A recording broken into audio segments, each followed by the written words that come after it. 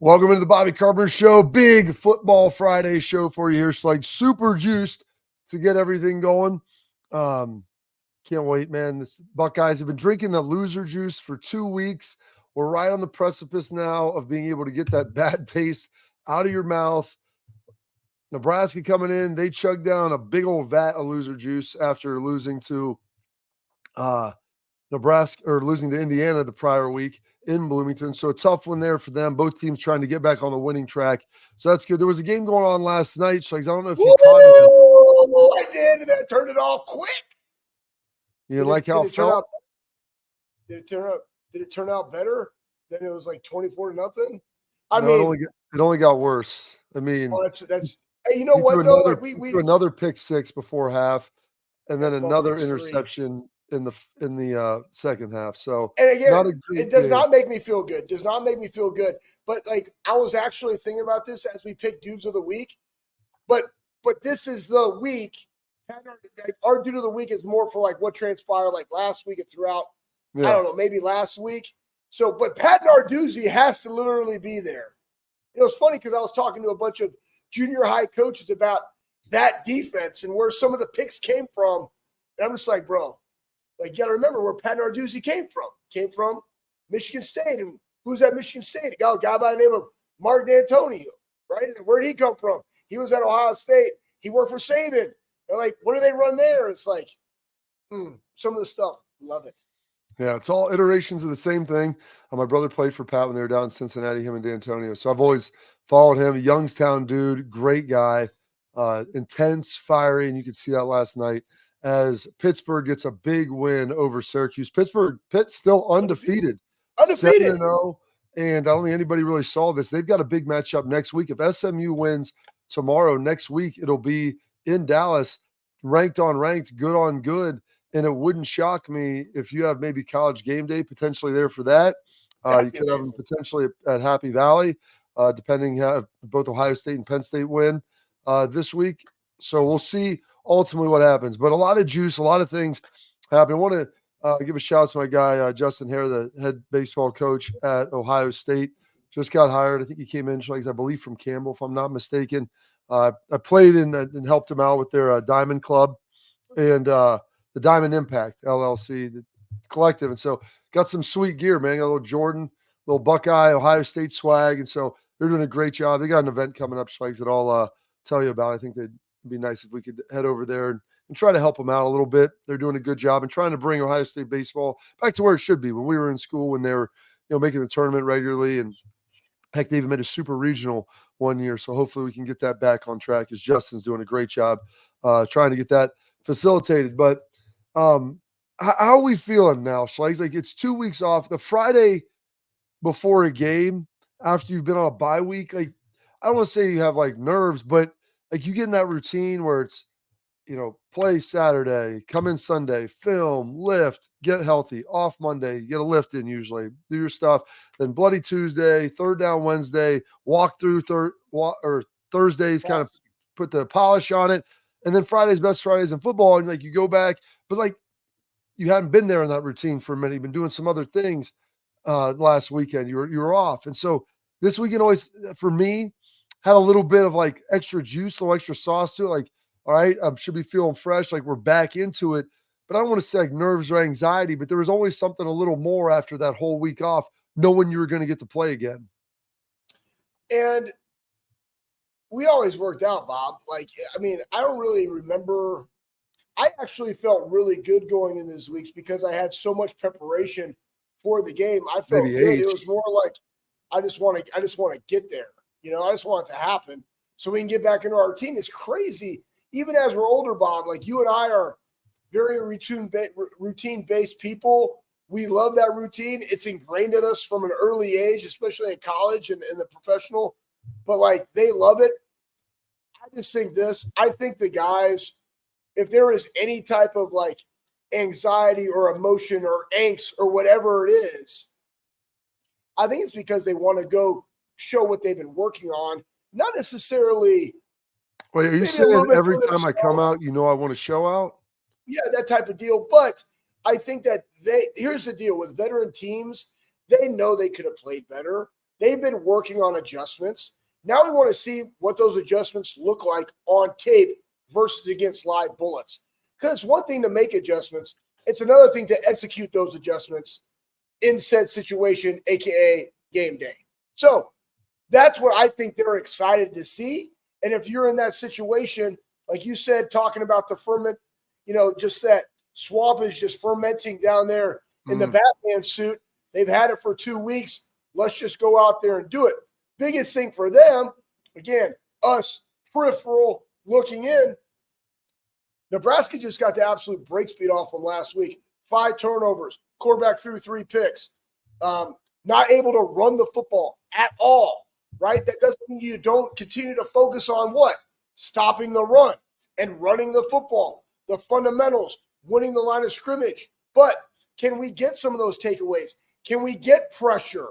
Like, can we go eat this week a little bit, preparing you for what's going to be the next and just taking that momentum and going into next week?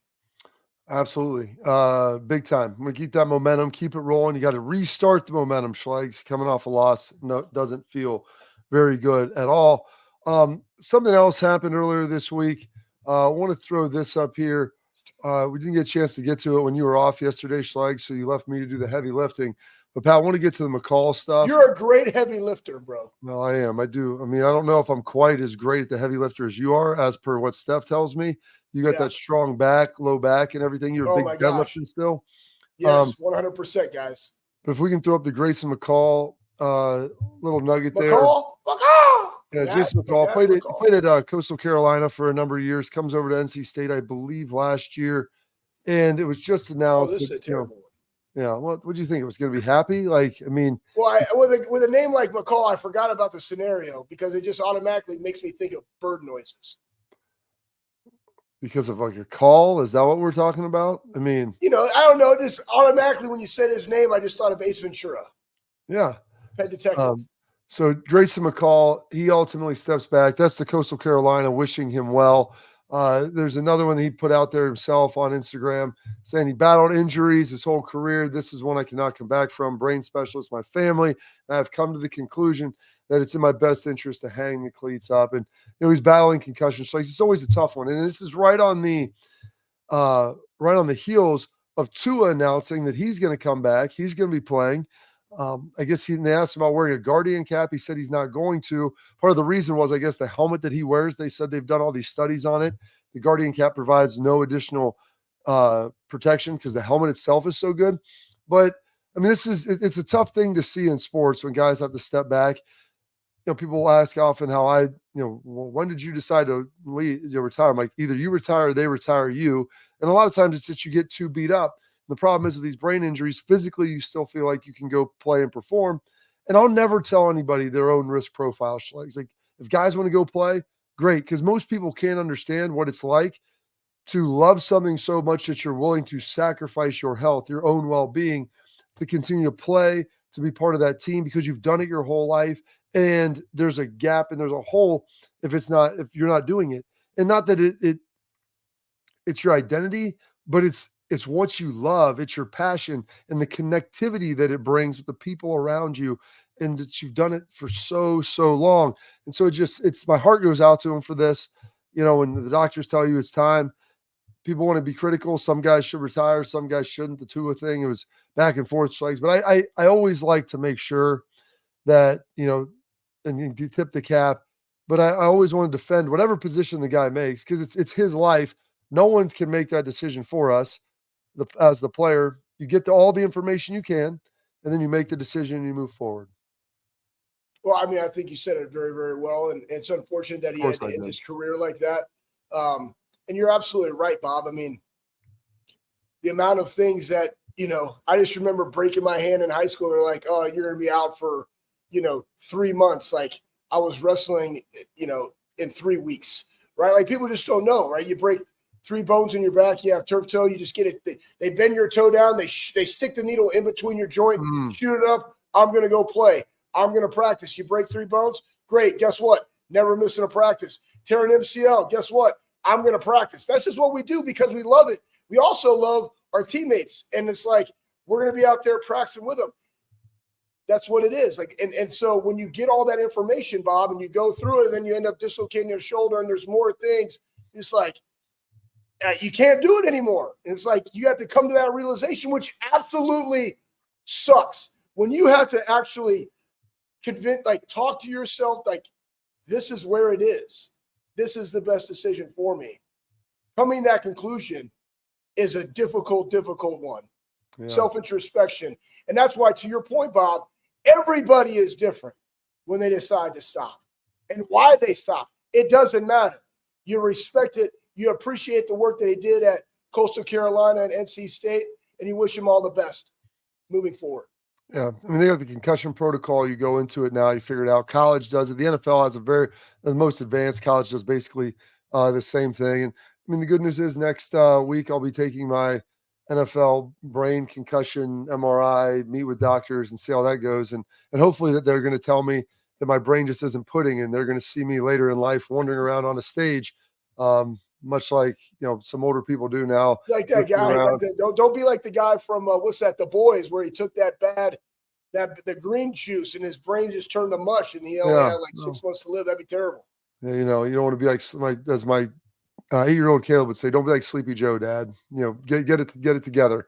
So try to do the very best I can with that. I know Schlegel does as well. Important program. We got Caroline Fenton coming up after this. Yahoo Sports, Sirius XM does a great job. She was with us last week, kind enough to join us. She is in Nashville.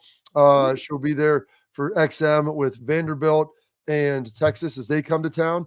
Got a great story about Vandy that we'll get into later. Also, Schlegel, when Schlegel did tear his MCL, his play did dip considerably. He was wearing a playmaker and limping around, dragging that thing.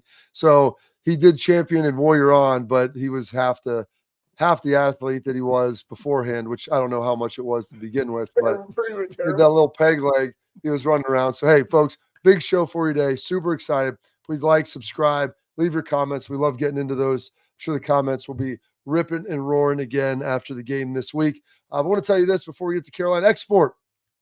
Talked about Export this week. The Mouthguards, they're fantastic. Protects what matters most with Export Mouthguards. They're designed by professional dentists and worn by professional athletes. The NHL, that's where they're focused on. They're phenomenal. They are scientifically tested to absorb those high impact hits. They'll protect your teeth, but more importantly, they're going to protect your brain. Export Mouthguard features 3 layers of advanced protection. The carbon fiber that's patented in between is what's going to help absorb those hits, dissipating it from yourself into the little mouthguard. They 3D printed so they fit like a glove, so they work better. They're better protection, max comfort, clear communication, focus on the game, not on your gear. Do not take chances with your safety. Visit Export Guards today /Bobby, and at the end of that, you'll save 15%. Export, protect what matters most. Caroline Fenton coming up next.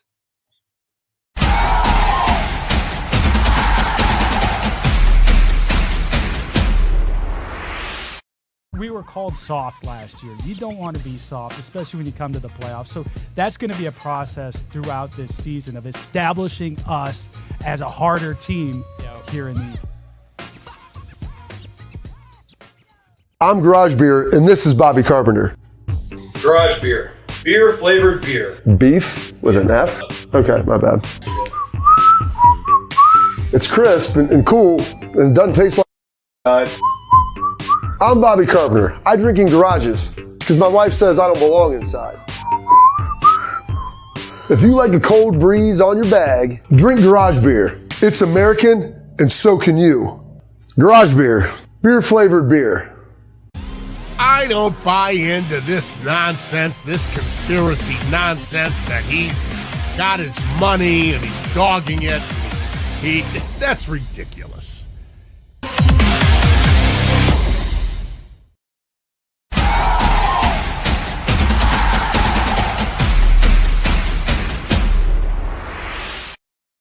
All right, please welcome in our friend Caroline Fenton. Joined the show with us last week. Yahoo Sports, Sirius XM. Give her a follow on Twitter or now X at Caroline Fenton 1. Doing a great job too. The Manship School of Mass Communication down there at LSU, speaking to everybody, bestowing knowledge on the folks. Caroline, and you're heading up to Nashville, going to be there going to be dealing with the Vanderbilt Texas game, and we can start with that right off the jump. Like, what are you expecting in this game? And I mean, do the Vandies, do they have another big upset in them this season?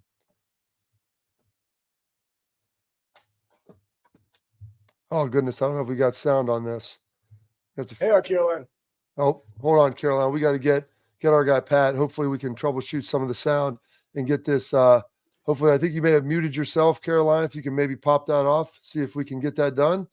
And we'll get it figured out here. We good to go? Nope. We still cannot hear Caroline, unfortunately.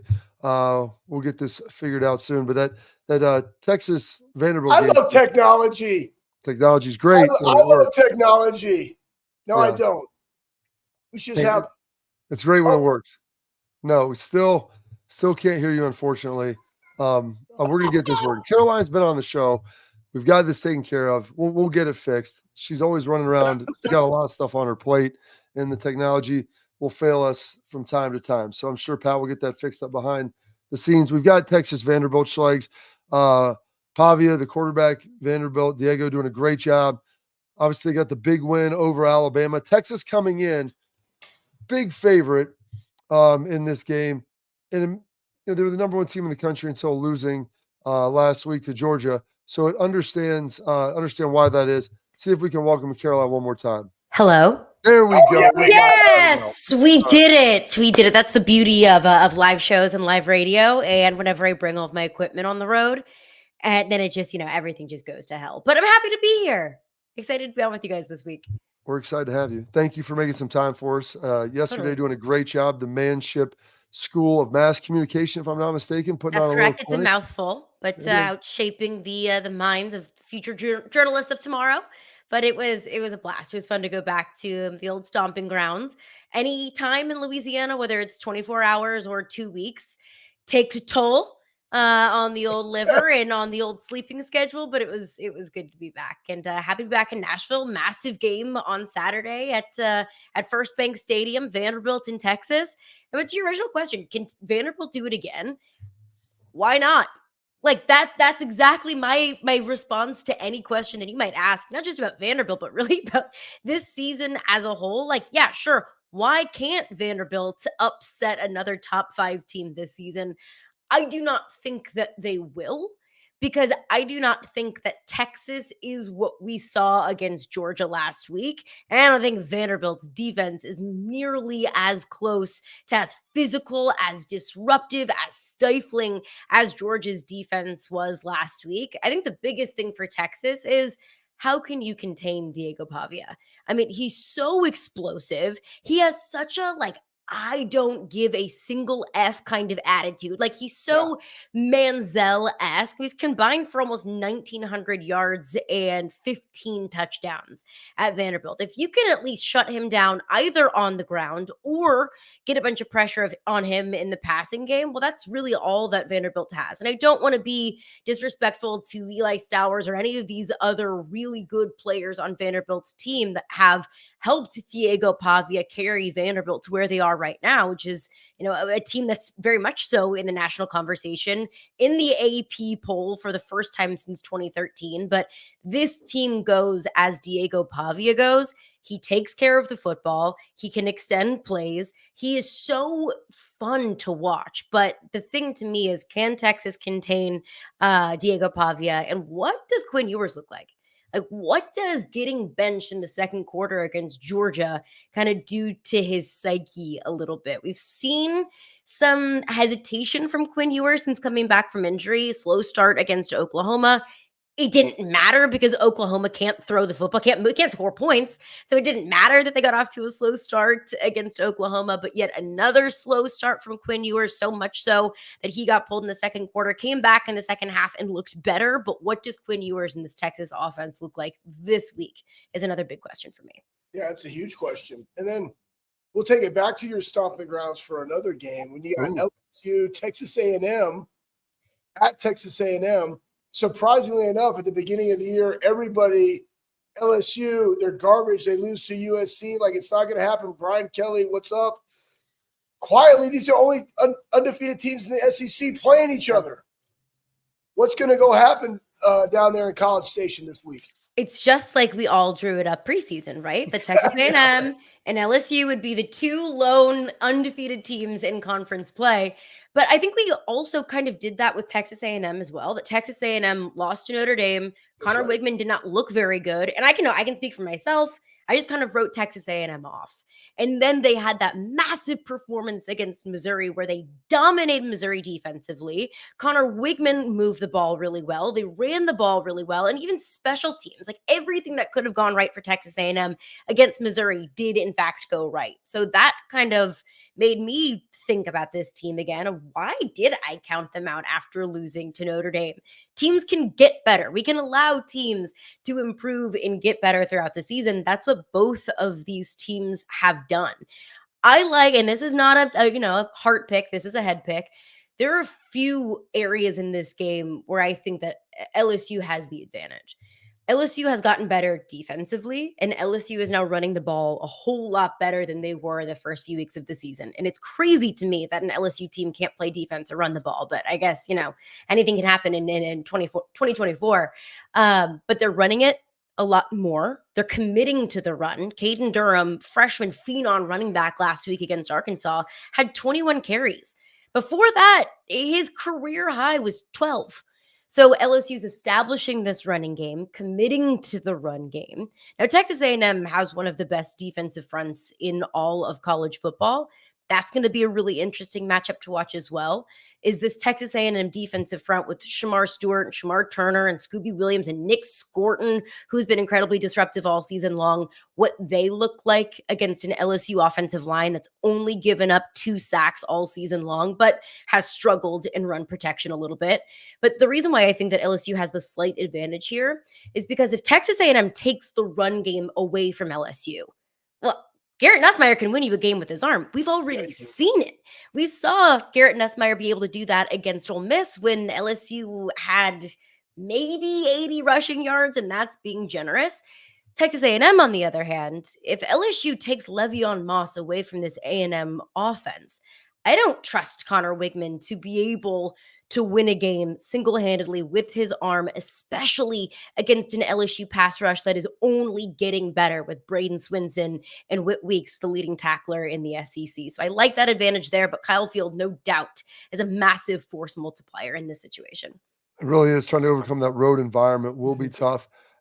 How has this LSU defense improved with losing, what many people thought one of their best players, probably their best player, and Harold Perkins off, playing some linebacker, rushing off the edge, doing some different things, the most dynamic guy they had last season. He goes down, and Caroline, we've watched them get better seemingly, which to me is almost inexplicable.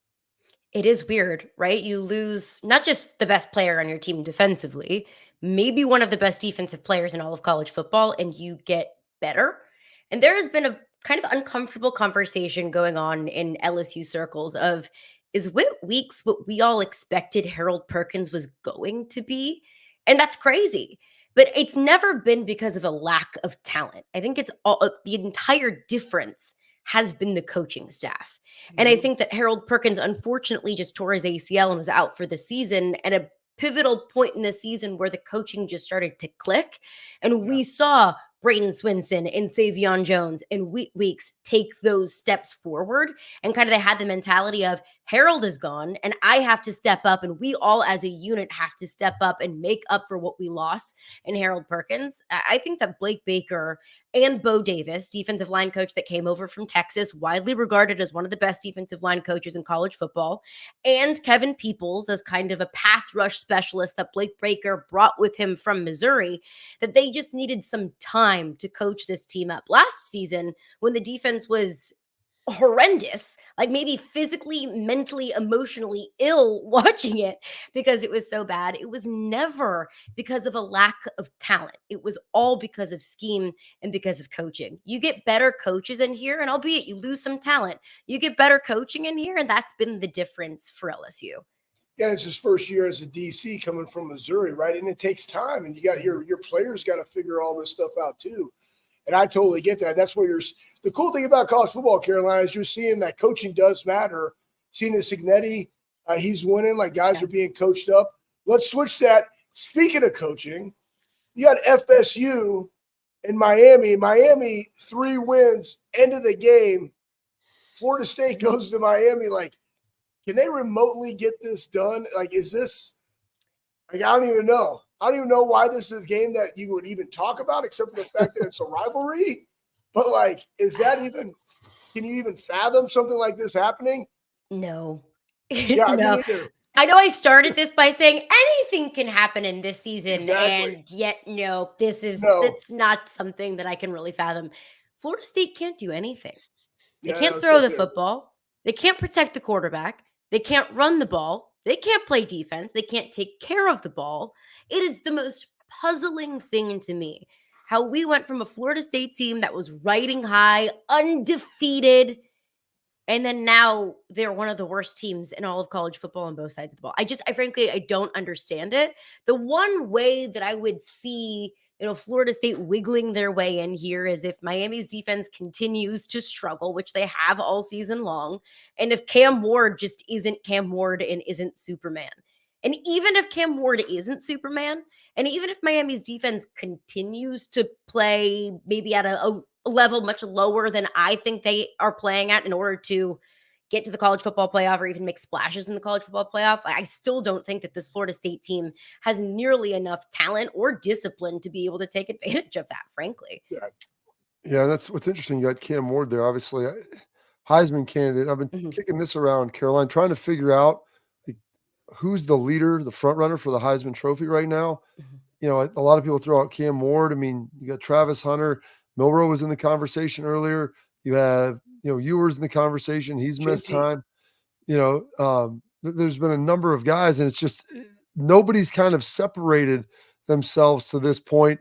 Cam Ward has a lot of numbers, but I don't feel like I've watched him have a lot of big games because you look at their schedule, it's very like he puts up the number, but he doesn't have a lot of impactful games. And so do you think that could ultimately hold him back in this? I think it could, because this does feel like a very interesting field as far as the Heisman Trophy is concerned. For me, Genty would be my front runner. Yeah. I mean, he is more important to his team than any other team in college football. He's doing things that are unfathomable. He impacts a game single-handedly. I think Travis Hunter falls into that conversation as well, as doing something that no one else in college football can do. But if Cam Ward continues to put up the numbers that he puts up, I'm sorry, I don't care that he's doing it against Cal. I don't care if he's doing it against a really struggling Florida State team. I don't think that Miami would be undefeated without Cam Ward. He reminds me a lot of what Jaden Daniels was for that LSU team last year.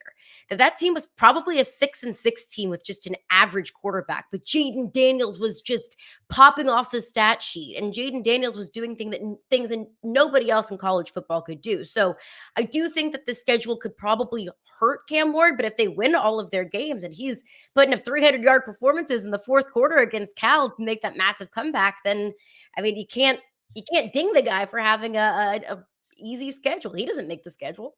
All right, we got to take a quick break here. More with Caroline Fenton. More games to get to coming up next.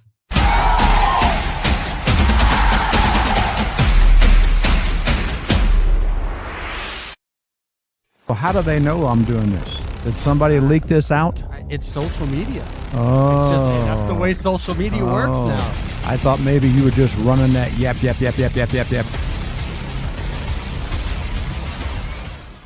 Welcome to Big Play, a sports media team that started back in 2014, and now we're not in a garage. Look at us, incorporating some of Cleveland's favorite sports personalities, bringing you fun and compelling content from downtown Cleveland. Coming to you live from the shores of Lake Erie and Burke Lakefront Airport, join Team Big Play for all the best sports talk in Ohio. Check us out on social media at Big Play, bringing you fun and compelling content from downtown Cleveland. I don't buy into this nonsense, this conspiracy nonsense that he's got his money and he's dogging it. That's ridiculous.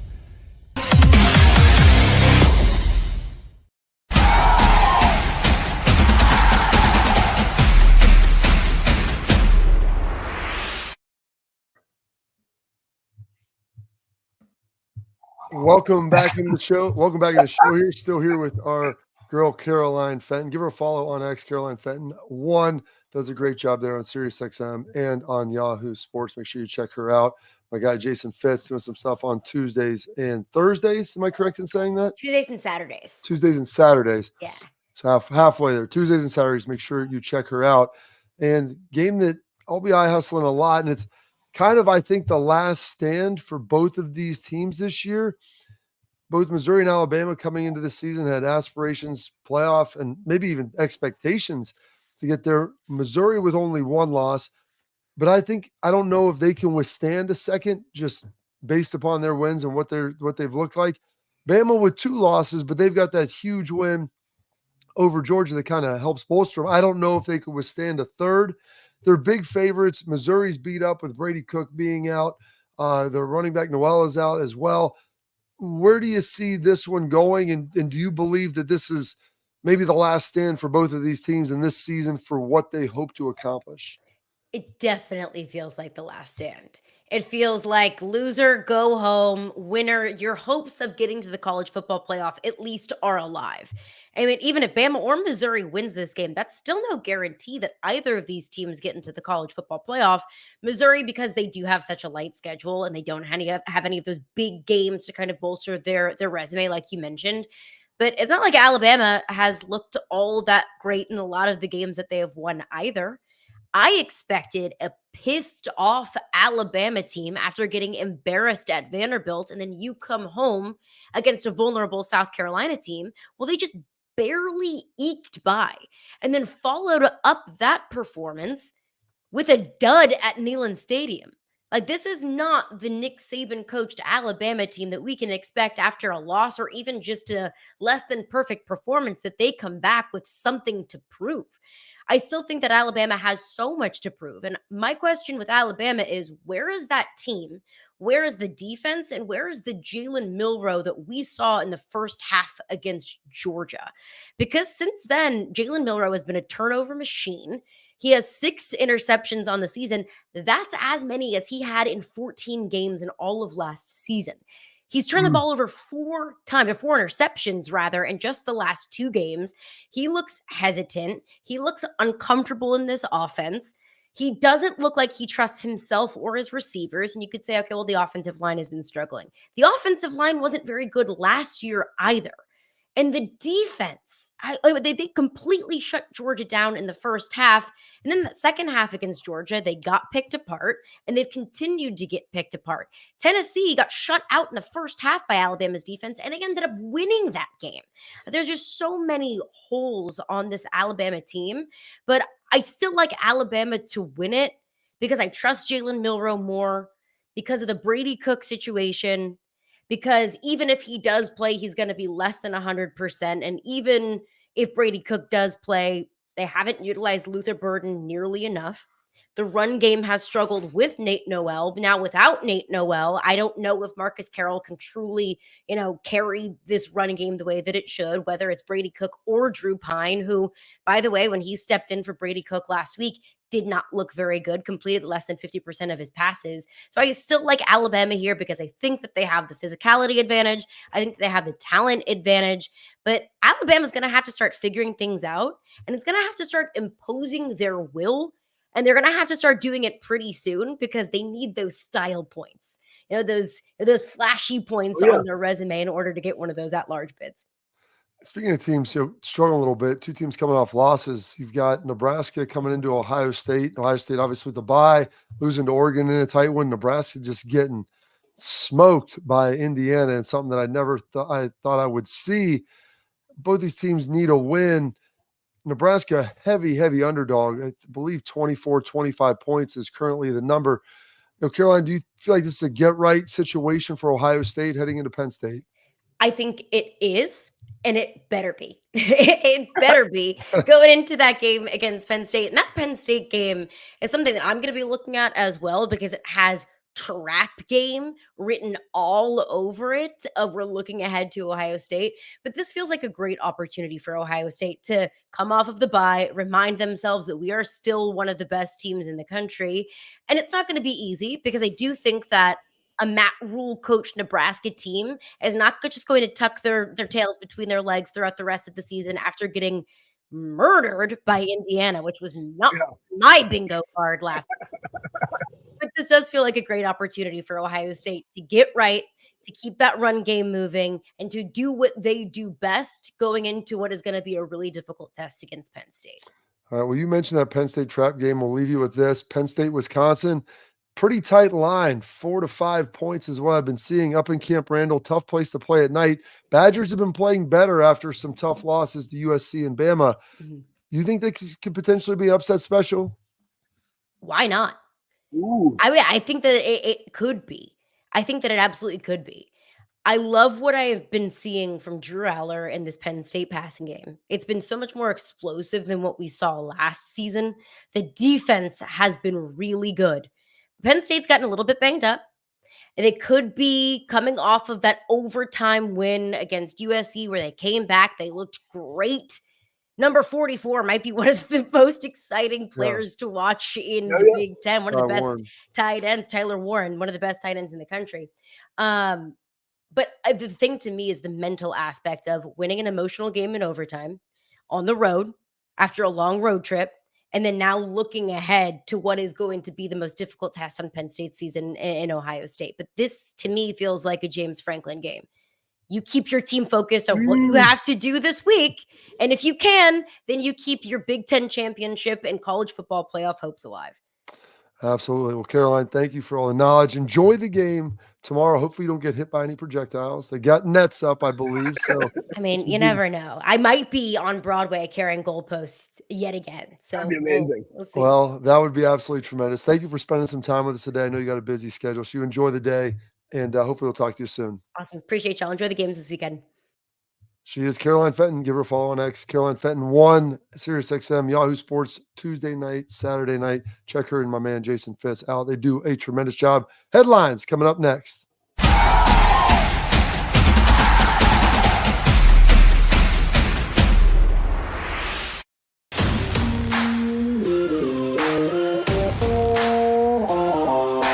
Hey, what's up, everybody? This is Bobby Carpenter. I want to give a huge thank you and a shout out to Affinity Whole Health, the leaders in the testosterone replacement industry. I've been on a testosterone replacement program for a few years right now, and I've got to tell you, it's been an absolute game changer. Affinity Whole Health has allowed me to be the best version of myself, both mentally and physically. I loved how easy it was to get started. I booked my free consultation, met with my prescriber, checked my numbers, and Affinity Whole Health designed a program that was customized to fit my needs. So I'm telling you guys, if you have low energy, you want to get rid of that spare tire around the waist or take it to the next level in the bedroom, Affinity Whole Health is the place to get started. So don't wait any longer. 5 minutes of your time, book your free consultation. You're going to love the way you feel.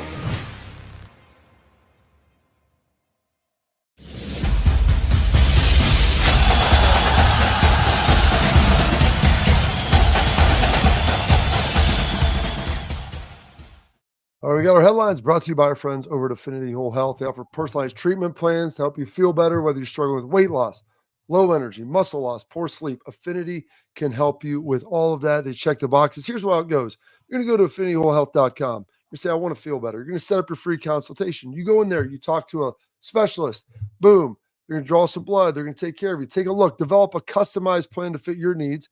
After you get that, boom, they ship your stuff right to your door. It arrives within 2 days. Whenever I put my orders in, bam, they're there, lightning fast. You've got them. You can start your plan. Don't wait till January 1 to start feeling better and say, this is going to be the year. Get started now. Hit the ground running in 2025. AffinityWholeHealth.com. Go check them out. It's for dudes, dudettes, everybody, all stages of life. They can help you out. All right, Schlegs. Sometimes losses can be a good thing. I heard Michael Bennett, you coached him, former defensive tackle, Ohio State, 4 or 5 years in the NFL. Actually, newly minted attorney, found out today that he just passed the bar exam. So a big congratulations to him. He'll be working down at Ice Miller, downtown Columbus. So getting, I believe, doing some mergers, acquisitions, business law stuff. So exciting for him. But he's talking on the fan with our guy, Brandon Beam. And, you know, he's always said, like, he thinks this loss is a good thing. Nobody likes to lose, but he keeps looking back and pointing out Virginia Tech loss that you guys suffered in 2014. And so Will Howard, if we can throw this up here, taking a look at him, said, I want to be able to look back, and this is important for athletes. I want to be able to say, like, there's a transition, there was a moment. I want to be able to look back and say, this was the reason that we went on that run and won a national championship. Maybe it will be. Only for introspective. Don't ever waste a loss. Don't waste a failure.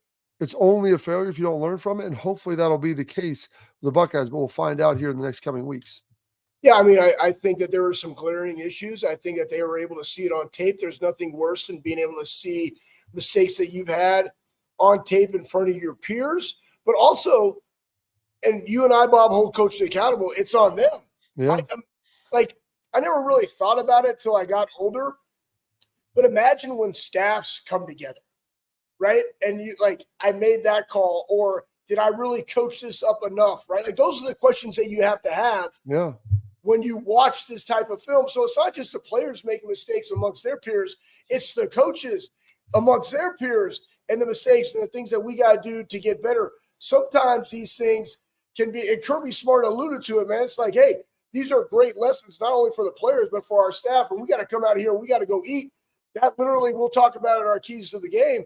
But this is that moment for them, and you got to seize this opportunity, and you got to go out there and you got to put it on tape for everybody else to see. Come Saturday. Absolutely. You always wonder, did you press hard enough? Remember, Schlegel, the behavior you see is either taught or allowed. Taught or allowed. If you're permitting it, you're promoting it. So you got to get bite the head off that. I know Ryan Day has been very involved in trying to get some of these things corrected.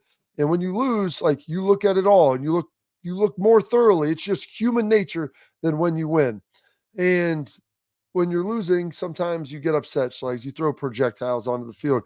We watched the Texas fans throw stuff onto the field down there when they were playing Georgia last week in Austin. Well, Texas, they're going to Vandy this week. And Nick Saban said it's not a tough place to play. Usually it's 90% of the visiting team there. I'm sure Texas will be taking over. And around some of the visitors' areas and maybe behind the home bench, Vanderbilt has installed nets. We were joking with Caroline Fenton about that. She will be at the game, but they threw a bunch of water bottles and all kinds of stuff down on the field. Hopefully, Schlegs, that doesn't happen again. Yeah, I think this is funny because this is, we get all these feeds and stuff in the Vanilla Nut Tap group of the Love Blanket, Bob, and this could potentially be the Love Blanket of college football stadiums. And I think about this. What about when you go on to buy the tickets for this game? They got the peripheral view from your seat. Do they pop up on this game in particular? Oh, there's this giant beam that holds the net right in front of my seat. It wasn't there when I purchased these. Can I get my money back? That's automatically what went through my mind. This is really funny, but what's not funny is the fact that Vandy this year has 3 outright wins as a dog of at least 12.5 points. This is a possibility. They've only had 2 turnovers in 7 games.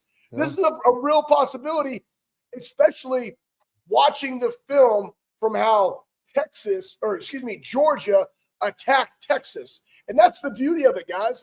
What can we do? What are the things built within our structure of our defense that can allow us to get pressure? Because, again, you got to stop the run. Texas can run the football. If you're able to stop that, can we affect Quinn Ewers enough to be able to throw interceptions? Because that's what Vandy's going to have to do to be able to win this game.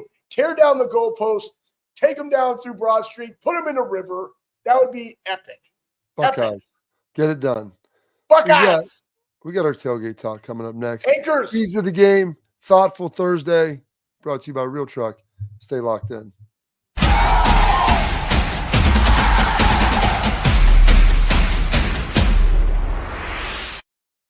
We were called soft last year. You don't want to be soft, especially when you come to the playoffs. So that's going to be a process throughout this season of establishing us as a harder team here in the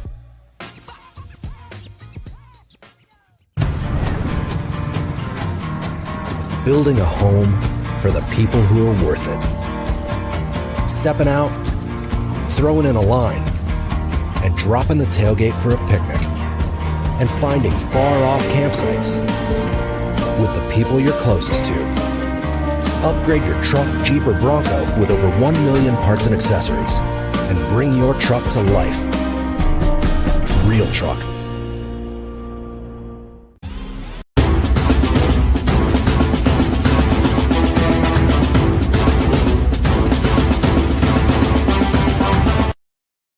All right, Schlegel, every Thursday, our guy Tim Walton talks to his Ohio State defensive backs afterwards. He's an alum. He's the DB's coach. Likes to give them little nugget drops, little nugget bombs that you like to throw out there. So he calls it Thoughtful Thursdays, usually in the form of some sort of lyric or poem, something with a little melody. Kind of reminds me of you, the haiku master himself. But let's pull up Tim Walton. We got our Thoughtful Thursday here of what he was dropping out, the nuggets to the DBs. Thoughtful Thursday. Embracing adversity. Embracing adversity. Embrace the uneasiness associated with this game.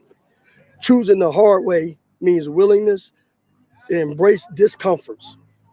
Just as a blade needs friction to become sharpened and more effective, dynamic leaders comprehend that life's most significant test often involves the ability to persevere through adversity. Life is sure to knock us down, but our response and ability to rise is how we take our power back. Remember this, the same boiling water that softens the potato hardens the boiled egg. It's not about your circumstances. It's about what you're made of. I'm going to run that one back for you. The same boiling water that softens the potato hardens the boiled egg. It's not about your circumstances. It's about what you're made of. That's real. I hear it. Put that on the shirt. That's real. Hey, y'all know what we got to do. We finna make a run that's going to be epic. No talking needed. There you go, Schlegel. Buckeyes. Buckeyes! OG, man, let's go. You got to love it. If that doesn't get you juiced up, I don't know what does. It's not about the circumstances. It's about what you're made of. What will it do to you? Give me your three keys to the game, sir. I don't even know. Throw out three keys. You don't know. We do it every week, Schlegel. No, it's very simple. No. Hey, listen, my number one key to this game is affect the quarterback. Dylan Raiola, 3 interceptions. Affect that guy. That's what we want to see from what happened in the Oregon game. Affect that guy. Play well in the back end and run the football. Those are my 3 keys. Glad really hammered those out quickly. I'm going to start up front. Offensive line, Zen Maholski is going to be starting. So new starting group. Going to be important to see how he ultimately looks, but you need to make sure you're protecting Will Howard, but getting the running game going. Had a couple big hits against Oregon, not as effective in the second half. You want to see these guys working together. And Nebraska has a good offensive line defensive line. Coming into Indiana, they're a top 25 defense. They're physical. You watch them go rough up Colorado, who's in the hunt for the Big 12 title. It's Nebraska defense is good. It'll be a good test for them up front. Schlegel's hit on it there. It's affect the quarterback, whether it's 4 down, whether it's straight rush, whether it's stunts moving around. Maybe you're bringing a 5th guy, a 6th guy, simulated pressure moving in and out. People ultimately want to see some diversity. You want to see them move around. Keep that offense guessing. And then the last piece of it came down to what Ryan talked, turnovers. Quinshawn had the 1 fumble. They had the special teams blunder. You got to make certain that you secure the ball. You win the turnover battle, and usually you're going to win this game.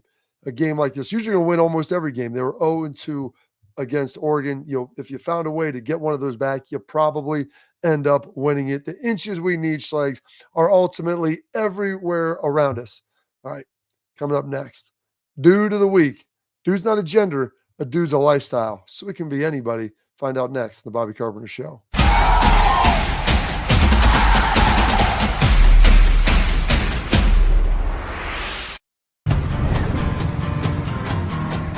Building a home for the people who are worth it. Stepping out, throwing in a line, and dropping the tailgate for a picnic. And finding far-off campsites with the people you're closest to. Upgrade your truck, Jeep, or Bronco with over 1 million parts and accessories. And bring your truck to life. Real Truck.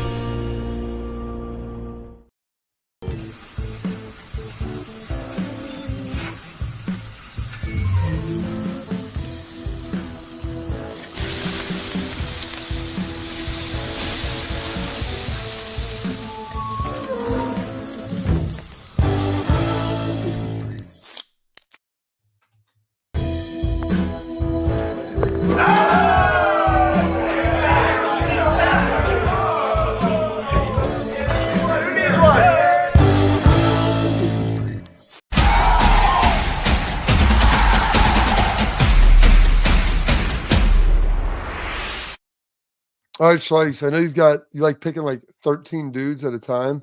dudes or dudettes for dude of the week. But who we got for our dude of the week? Yeah, Juan Carlos Stanton is my dude of the week. Listen, he went 4 of 18. But those 4 hits were home runs. I know it went against the Guardians, and that actually kind of hurt me because I like the way that the Guardians play baseball. But it's going to be an epic Game 1 of the World Series tonight, but he was my dude of the week. My dude of the week is going to be Jackson Arnold, Schlegs. Why, you ask? Well, he was big-time quarterback coming into Oklahoma, 5-star guy, sits for a year. They push Dylan Gabriel out the door. He becomes the starter. Things don't go well. Offensive line's struggling. Offense is sputtering. He has like 5 receivers out, so they bench him. They put in Hawkins. You know what? He sits for a couple games. It's easy now. Big-time guy. Take your ball and go home. Schlegs, I'm out. I'm in the transfer portal. I'll see you guys later. Stays the course. They say, hey, you're going to be the starter again this week. Brent Venables comes back to him. It's your turn. We're going into Oxford, into the Grove, Ole Miss. Not that you got to go in there and play great, but sports teaches you perseverance. It teaches you what life is about. Things don't always go your way. It's going to be hard sometimes, and that's okay. It's not going to feel good, and that's okay. Sometimes you're going to want to quit, and that's okay. Don't do it. Stick with it. Push forward. We're seeing that out of Jackson Arnold. I really appreciate that from him. He earned a fan in me with how he handled this situation. I wish him the best. Moving forward, hopefully he goes on to have a lot of success this week and starts to turn the season around for the Sooners. Before we get out of here, Schlegs, you got a score? You know what? Here's my score. I said on WCOL. It's not a number. It's called pain. I want to see pain. I want to see people playing fast and violent. Clubber Lang style. That's the chippiness. That's the attitude. That's the mindset I want to see out of the Buckeyes. Whatever pain equals to you in a score, that's what the number is. All right. I'm going to go with I'll go 38-10. I think the Buckeyes cover, pull away, get after. I would be disappointed with that. I would be disappointed with that. I think it could be 45. I've tempered it down a little bit, but that's where we're at. 0, Bob. Okay. I know we're hunting goose eggs. Got to get up early in the morning, and I appreciate that, Schlegs. Hopefully they can put that on them. We'll see what happens. Stay locked in here. Stay tuned. 12:30 Monday, we'll have our reaction. Let you know what's going on with the Buckeyes as they prepare for Penn State coming off, hopefully, a big win against Nebraska. See you Monday on the Bobby Carpenter Show.